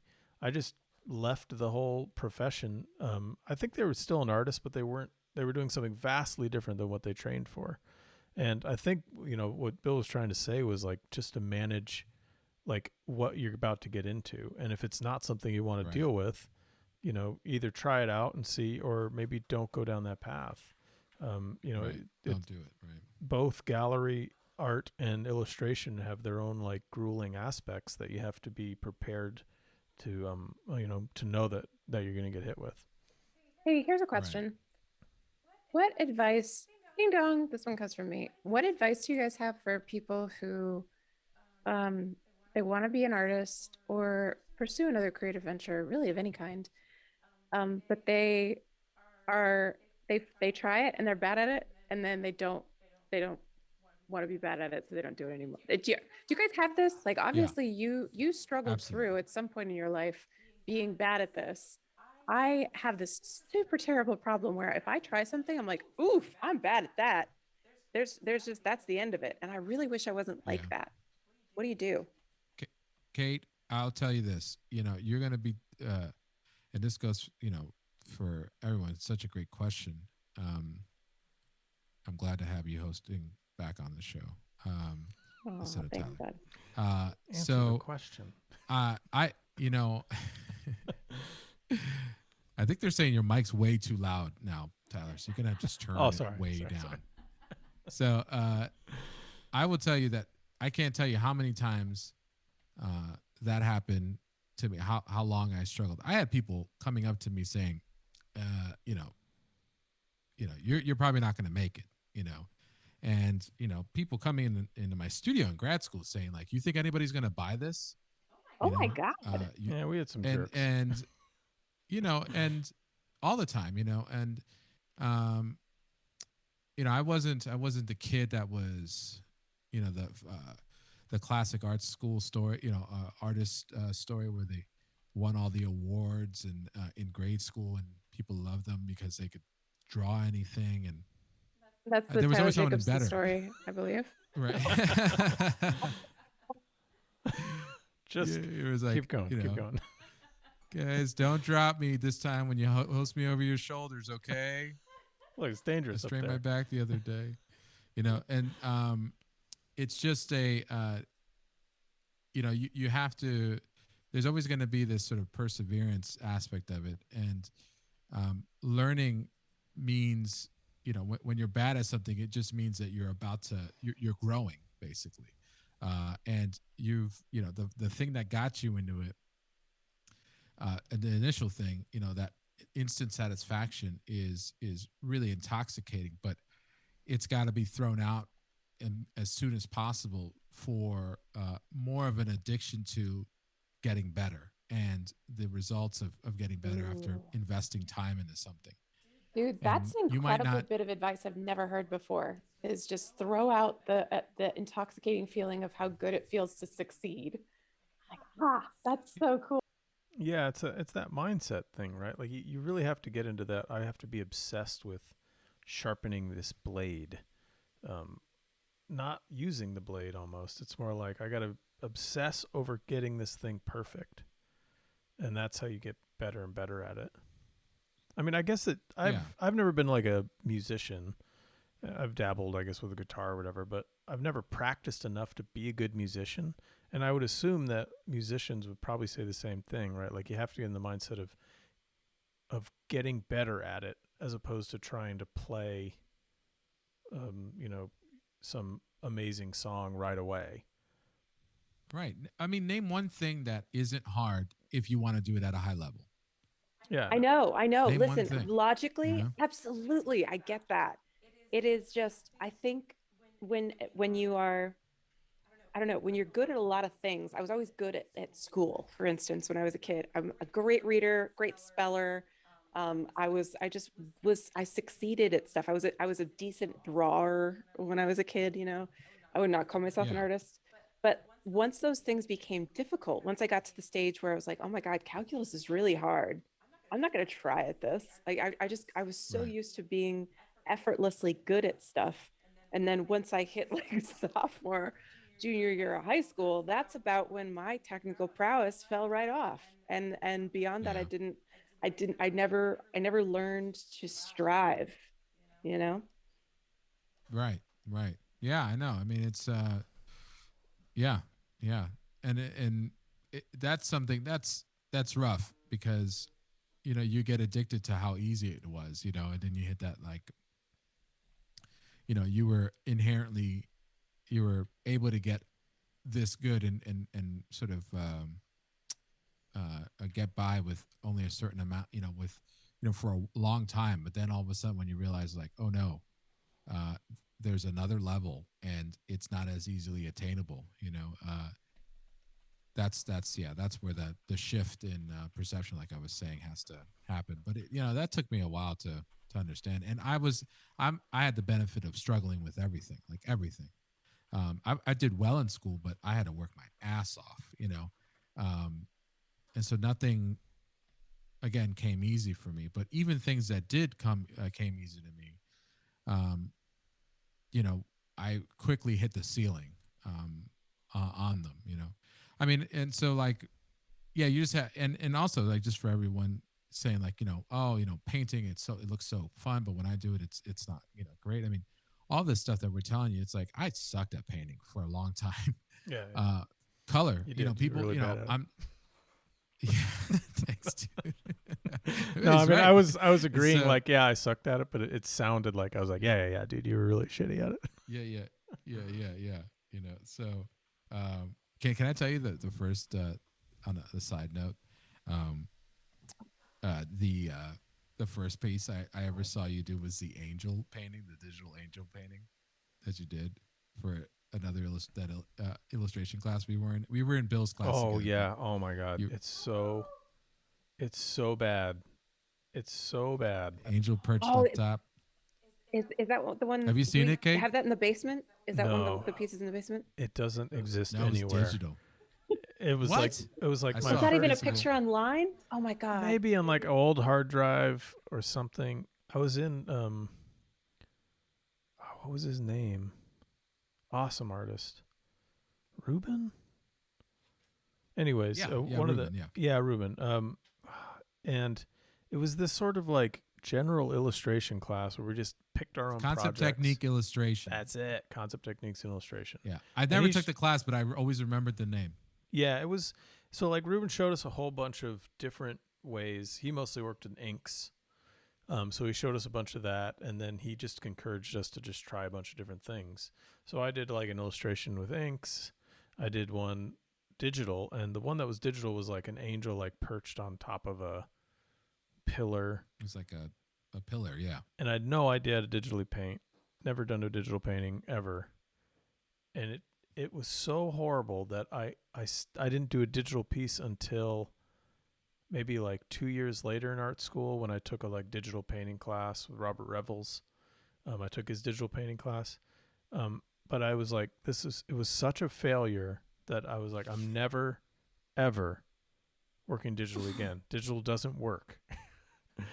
And that's what it's easy to get defeated like that. Like, I mean, I'm glad Ray brought up that shitty, horrible piece because I was like immediately defeated. I was like, I guess I got to figure out how to paint in watercolor, or I have to figure out how to paint a different medium because digital's just never going to work. And now most of my professional career is digital. Yeah. We had so many meltdowns. I mean, I remember thinking, because people coming up to, because color was like my worst. I when I got better at drawing, I realized, like, I was told that, like, color, man. Like people thought I was colorblind because I was so bad at it. But it's You're not? I know. Well, I'm painting monochromatically now, so people can't tell that I'm in color. And you got good at it, dude. I'll tell you that.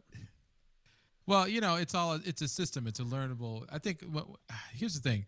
This is the reason why Bill Maughan's so great, and I'm going to keep putting him out because he basically told us that this type of stuff is learnable. It's a skill that's learnable, and it's just about understanding how it's built and then applying the by understanding a bunch of principles and then applying those principles over and over and over again, and how clear your communication or how clear the principles are executed basically is a determining factor of whether or not somebody understands what it is that you're trying to communicate to them visually, whether it be a drawing or a painting. It just put it in such a way of like, because in my undergrad, it was very much like well, you either have it or you don't. And if you have to ask whether or not you have it, then you don't have it. That sort of thing. And all the teachers had the same attitude. That sucks. Yeah, and we even had some of that. Believe that, Well, we even had some of that at the academy though too, man. We had a few teachers totally that they were like, this can't be taught. Some things just can't be taught, which was so refreshing with Bill, because Bill never said that. Everything you could break everything down into concepts that were understandable, even color theory, which was always something that defeated me. Everything could be broken down. Trigonometry. Yeah. And I've just applied that to everything, and that's the thing. That's how he taught us how to grow as artists, and how to experiment. Because before it was just, just bad, just like, I don't know if you understand it or you don't understand it, that sort of thing. And that's not the answer. I think about that, it's like, no, it's just horrible. It's just bad teaching. It's bad teaching, and it's not encouraging students to figure out how to think, which is what Bill did really well. He taught you how to think about it, how to break it down. I didn't know how to think about art until I got to the academy. I didn't know how to see. These are all things that you can train. And, I should have been able to see that, because I trained in school before that as a scientist. I was biology degree. Like, you have to learn how to think in that discipline. And I should have been able to carry that out or carry that across. I just didn't. I actually hadn't learned how to think yet. Yeah, and also we're dealing with a visual language instead of a verbal one. Right.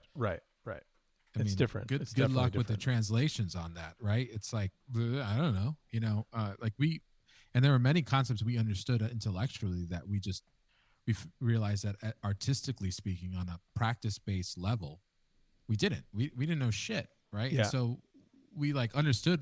Understood like color harmony. The idea of like, okay, that's harmonious color. That looks like that. This doesn't. But how to do it?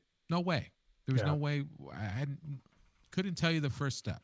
That's the perfect analogy, though, man. Because you can talk about color like crazy, but putting it down, like actually mixing the paint, putting the paint down, is a completely different thing. Like it's totally like, do it. You got to do it before you can really understand it.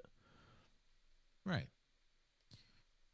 And hopefully, like in this stream, that's kind of the reason why we started this stream, right? Was like to tell people like, hey, this is just a part of a system, right? I mean, like, we struggle with this, just learning it. We're still learning it.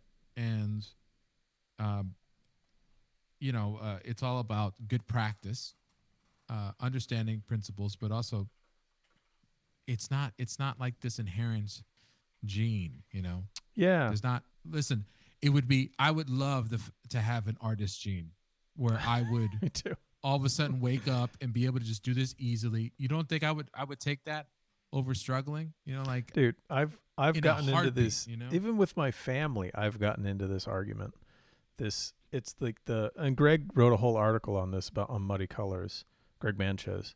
Manches? Yeah. Yeah, I don't know if you remember it. It's like it's the myth of talent is I think what he called it, or Yeah. And I've gotten into these arguments. It is I wish I'm totally with Ray on this. I wish there was like an art gene, and I could just like play a video game with my left hand and just paint a painting with my right hand, and just not even pay attention, and then gold would come out. I wish that was the case. It's not. Gold would come out. Oh my God. Yeah. So it's just not. It's just not. And Greg, I love Manches because he was one of the first artists to be, for him, it was the first artist that I remember thinking, oh my God, his work is just on another stratosphere. Yeah. And then to find out, like, he's like, oh, he's like, I'm nothing special. I just studied and worked my ass off. And, I just thought to myself, like, oh, that could be me. Mm-hmm. You know what I'm saying? Like, it's like, isn't it funny that how like something like Greg's work that looks so effortless, like how much work goes into making something look effortless? Oh my God. Yeah. I don't think I could. That's the reason why, like, I don't think I could ever be Greg, obviously, because Greg is Greg, but trying to be Greg. But like, I know, right? Some people tried. I'm not even gonna bother. I did. I mean, coming out of art school, I was always trying to paint like Greg.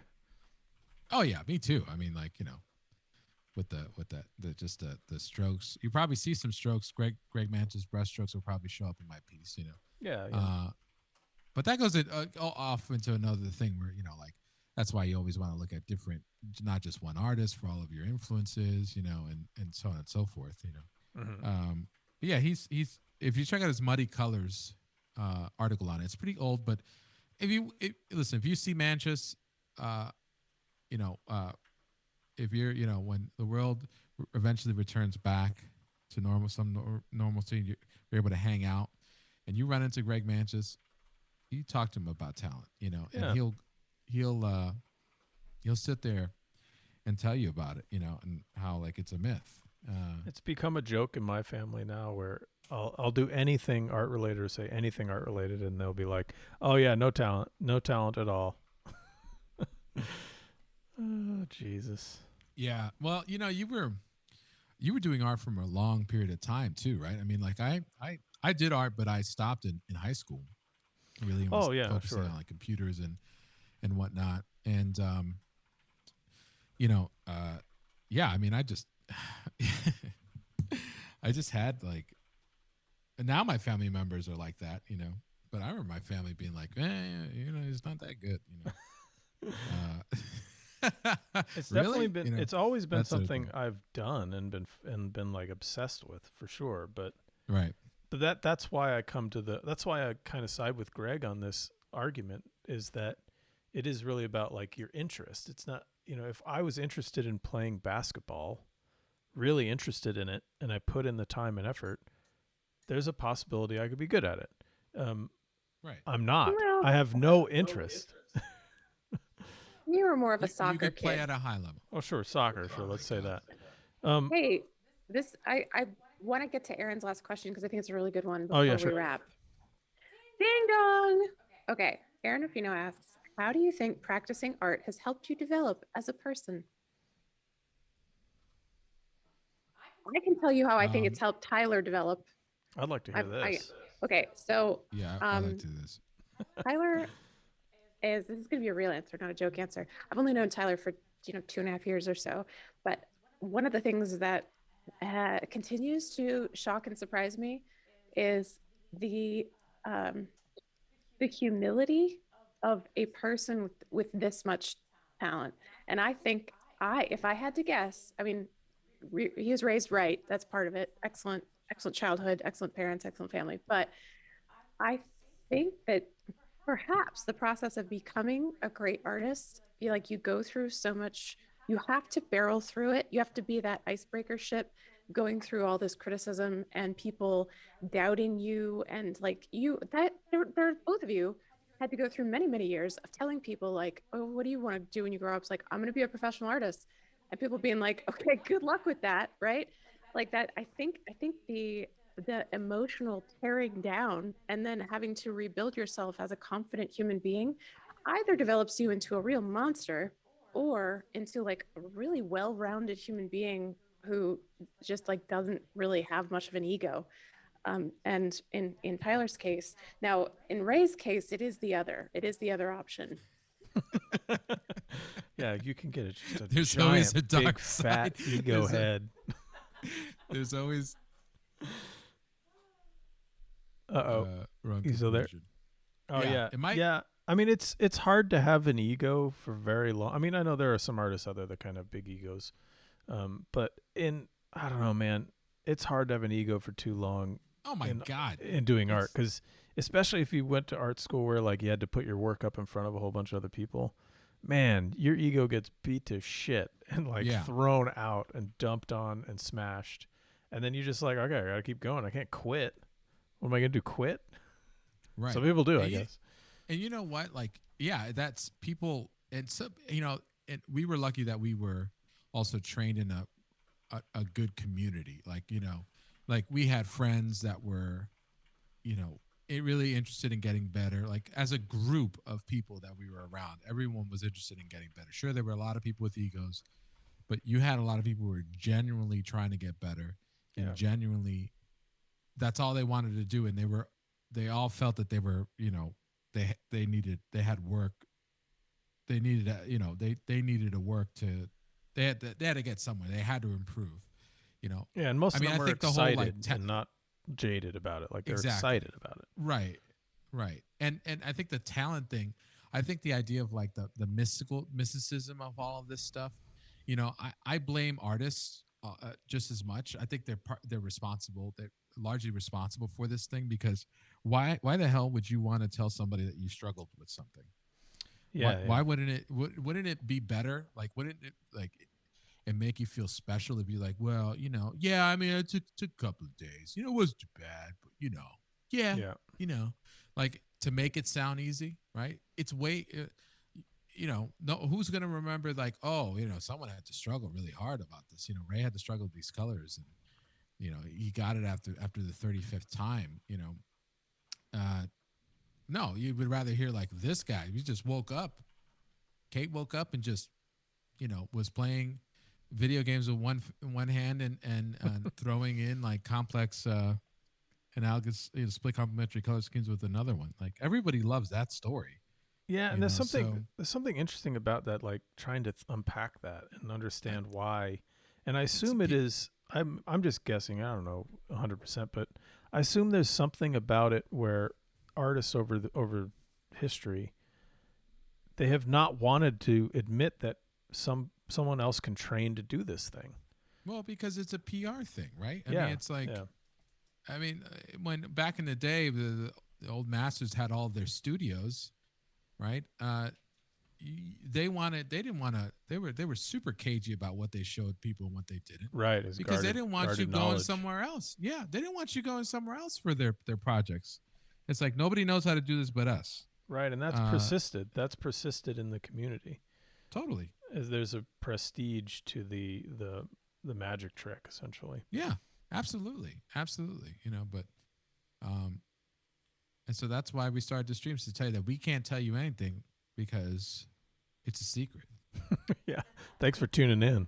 Thanks for tuning in. No, but that is, I think that's an important aspect to what Ray and I have been trying to chat about on most of these episodes, is that all of this stuff can be taught, and it is a matter of how the artist wants to apply it and understand it. Right. Because we had people in art school that didn't seem to be interested in understanding these things. No, not at all. Not at all. And it just takes a lot of work. Yeah. Understanding and a good training, and it just takes an assload of work, and you're not going to grow unless you're failing. Yeah. So. And for anything that takes a lot of work, you are going to fail, and you have to learn how to like enjoy that process. Right. And I guess that's the ego death part, right? it's the only way you're going to learn. You have to fail. You have to see what you didn't do right, so you know how to not do it. You know, Yeah. so you learn when you learn the thing that improves it, then you've grown. 100%. Yeah, you have to You know? be. There's no in anything that's I guess high skill oriented.